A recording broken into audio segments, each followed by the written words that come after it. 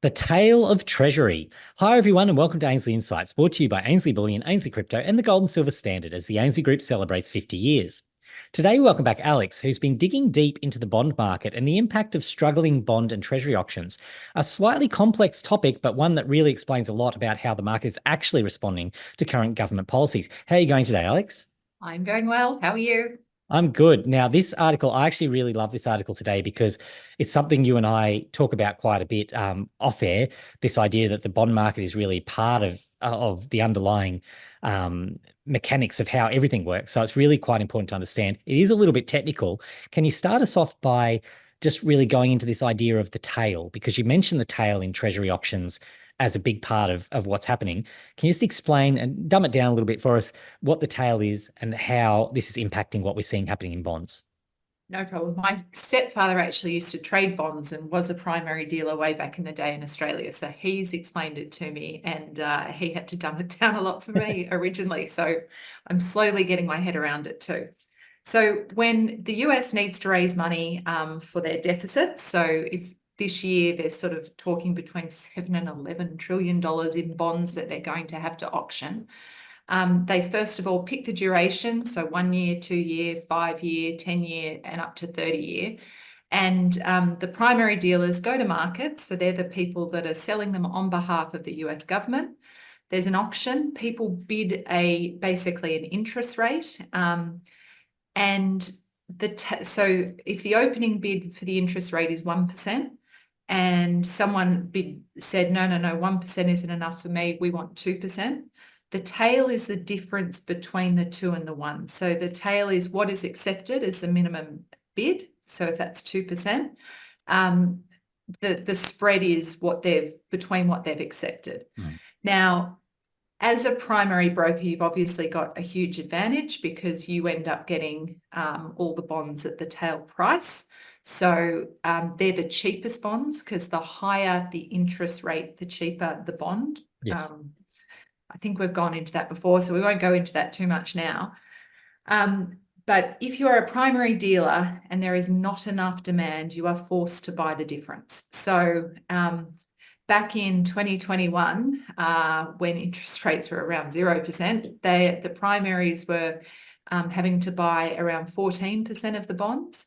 Currently, there's been quite a few auctions recently where they're sort of buying up around 50%, which fundamentally means the demand is not there.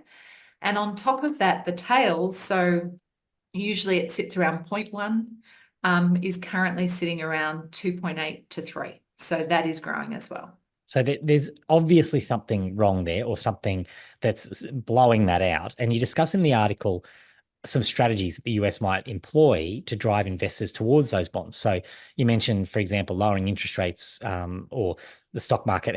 How do you believe they could approach it, and what would be some of the repercussions of trying to drive people to buy those bonds when the demand just isn't there?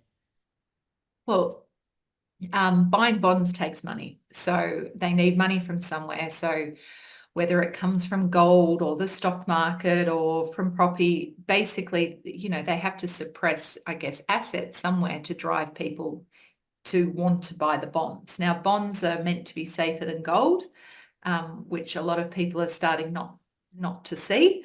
By geopolitical risks, so all these wars are driving people to bonds. The other thing is if interest rates do eventually drop, so the Fed had been signaling for quite some time that they thought rates were dropping, not so much anymore. What that does is as the rate drops, the bonds become more expensive. So it's in people's interest in a market where interest rates are dropping, those bonds become more valuable. So it's in people's interest then as well. And then, Yellen's been visiting China and Japan. There's a lot of international demand, which has been dropping off recently, that it appears Treasury is campaigning around the world, US Treasury is campaigning with Yellen visiting China to keep demand up. We've looked at those aspects, but something that you talked about in the article that I just have to discuss with you because it just blows my mind. I don't understand how it's happening is this Russian confiscation, because it, to me, raises significant ethical concerns, how you can use Russian-owned US treasuries to effectively fund your adversaries' the position like that. I don't even understand how that's possible. Does that play into what you were just discussing, that this idea that ultimately that is working? I would imagine that's working against this idea of what Janet Yellen's trying to do if she's going around trying to encourage people to buy the bonds. Yeah, so there's a few things, I guess, that will discourage people to buy bonds. Now, Fed signaling right now where they've said, yes, rates March, they're dropping, and now we're looking 2025. So that signaling was pretty dire to the market, where everyone's gone, oh, well, we must be dropping. They've gone and bought bonds and they've been burnt because their bonds have either, well, most likely have lost value. So Fed signaling is no good. Deficit spending, you keep spending money, the auction sizes go up, people don't buy, the demand's just not there. So that also impacts it. But the most interesting one at the moment, I got to say, is the Russia thing. I am not, like, the war in Ukraine and Russia, I'm sure, is very complex. I don't understand it. There are issues and antagonism everywhere, but without taking sides. Russia was punished and sanctioned for going to war with Ukraine. Their assets were frozen. This has been done before.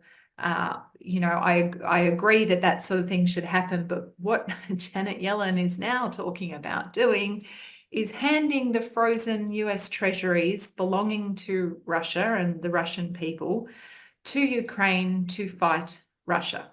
So they are now weapons. So, but previously the US dollar was used as punishment, or the US treasuries. Now they are basically talking about weaponizing it, using your treasuries to fight you.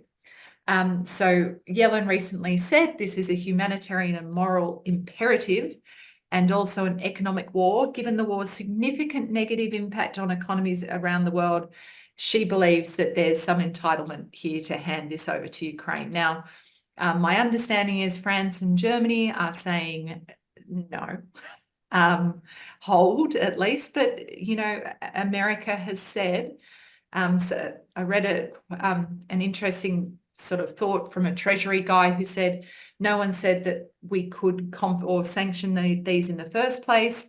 We did that, so why won't we be able to do this, weaponization later on? So this increases the risk of foreign entities owning US treasuries. If they do the wrong thing by the US, not only might they be confiscated, but they may be used against you in the future. So it just seems insane.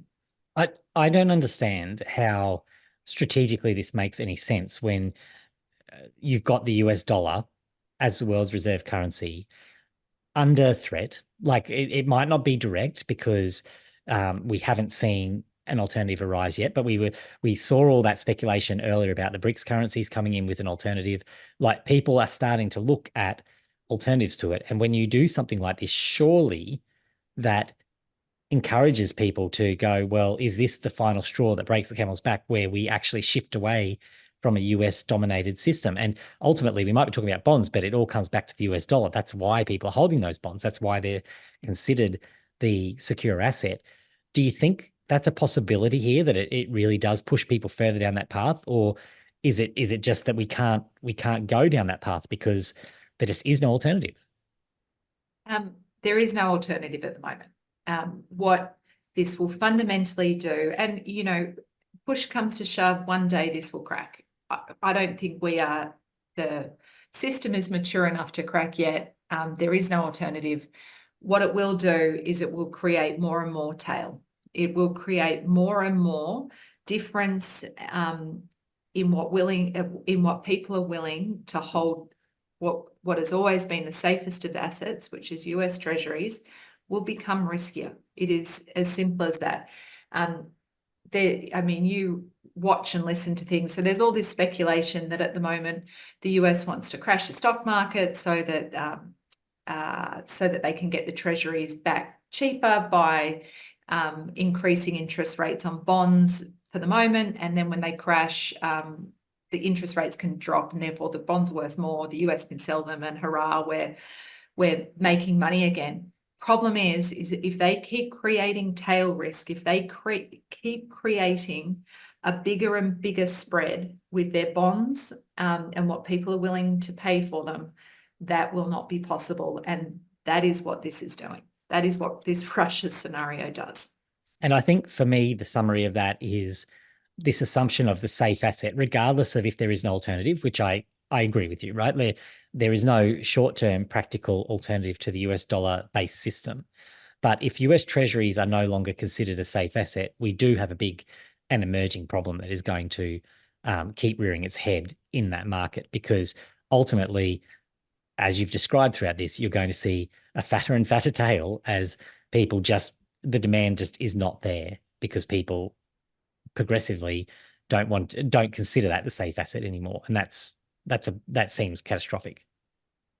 Yeah. And maybe that's what breaks the US dollar, but when there's no alternative, it's hard to break something. So, we'll just see what happens. A lot of people have been saying that's why gold has been going up in US dollars. It's been interesting to watch the gold at the moment following the US dollar up, which it's never done, because all the other currencies, when they go up, like today, gold goes down, which has never really happened before. The Australian dollar always went up with gold. That link seems to have been broken, which is pretty interesting. And yeah, gold's following the US dollar. Well, Alex, it's a complicated topic, but I think you've done an excellent job today, just really breaking that down for us. And I got a lot out of that. I think people watching will as well. So thank you for your work on that. Something that we need to understand. And each time I think we get a little bit more of it. So thanks for your work. Yeah, it's a tricky, weird thing because it's all inverse relationships. That's right. Anyway, it's up and down, up is down, down is up, but we get there in the end. So thank you for that. Thanks everyone for watching. We'll chat again soon.